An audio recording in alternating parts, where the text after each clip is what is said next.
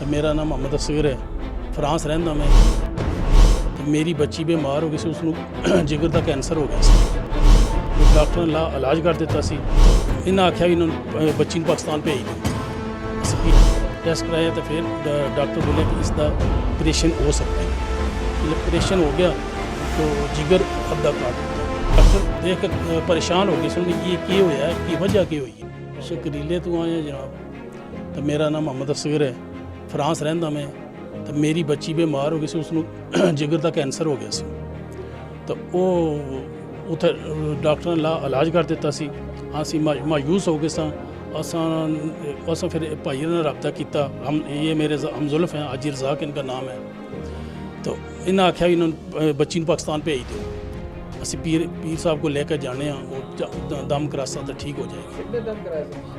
6-7 दम कराए सी। 7 दम पूरे कराए जी। उस तो बाद दोबारा टेस्ट कराए? दोबारा चली गई वापस।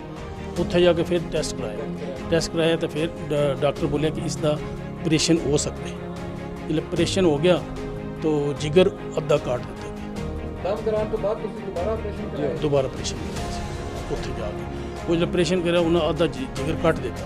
तो उस तो 2 हफ्ते बाद जब फिर स्कैनर किया, स्कैनर के विच बिल्कुल जिगर मुकम्मल आ गई। जिगर दोबारा मुकम्मल से। डॉक्टर मतलब जिगर तो दोबारा बढ़ नहीं सकता? डॉक्टर देख के परेशान हो गए, सुन ये क्या होया है, की वजह क्या हुई है। फिर उन्हें एक मीटिंग की, सारे डॉक्टर इकट्ठे हुए। तो मतलब बोर्ड जी वो बैठा तो वो फिर आखिर उन्हें फिर सानू लैटर लिखा, सानू कोई समझ नहीं आई भी पहला ये चांस है ये जो ये काम होया है साढ़े नाल, भी ये जिगर किस तरह मुकम्मल है। असी जिंदगी तो मायूस हो गए सां है जी। तो इत्थे जिसले बच्ची ठीक हुई है, असां पता लग्या भाई अल्लाह दे वली अइये भी मौजूद है। बच्ची तो ठीक हो गई थी, तो फिर आज किस हादसे आए? बच्ची ठीक हो गई सी तो असी अज आए हैं इत्थे पीर दरबार सलाम कर मुलाकात कर अल्लाह ताला का शुक्र अदा करने तो नाले जनाब हाज़री दी है इत्थे पीर दरबार ते। अब शकरीला सुना होगा जेलम के करीब ही है, वहां से एक पूरी फैमिली आई। उसके बच्ची के वालिदैन आए, उन्होंने बच्ची ने 3 दम कराए। दम कराने के बाद मैंने कहा बेटी बात सुनो, जाओ जाकर डॉक्टर से चेक करो। उन्होंने कहा अगर मेरा जिगर जो है ऑपरेट के काबिल हुआ तो क्या मैं ऑपरेट करा दूं? मैंने कहा उसे काट भी देंगे लेकिन तेरा जिगर बराबर रहेगा। चली गई, जाके उन्होंने कहा एक बार दोबारा स्कैन तो कर लो, जरा देख तो लो कि जिगर की बीमारी कहां तक पहुंची है। जब दोबारा डॉक्टरों ने, फ्रांस के डॉक्टरों ने चेक किया, स्कैन किया, तो उन्होंने कहा ये जिगर जो है ये ऑपरेट के काबिल है, ऑपरेट हो सकता है, इसका ऑपरेट हो सकता है। उन्होंने ऑपरेट कर दिया। ऑपरेट करने के बाद जब दोबारा उसका स्कैन किया, जब स्कैन किया तो हैरान रह गए कि कटा हुआ जिगर बराबर हो गया। अब क्या वो हैरान है, परेशान है, जिस जिगर को मैंने काट दिया है वो जिगर कैसे, पूरी डॉक्टरों की टीम बैठी, ये उसके वालिद हैं बच्ची के, ये वहां से आए हैं।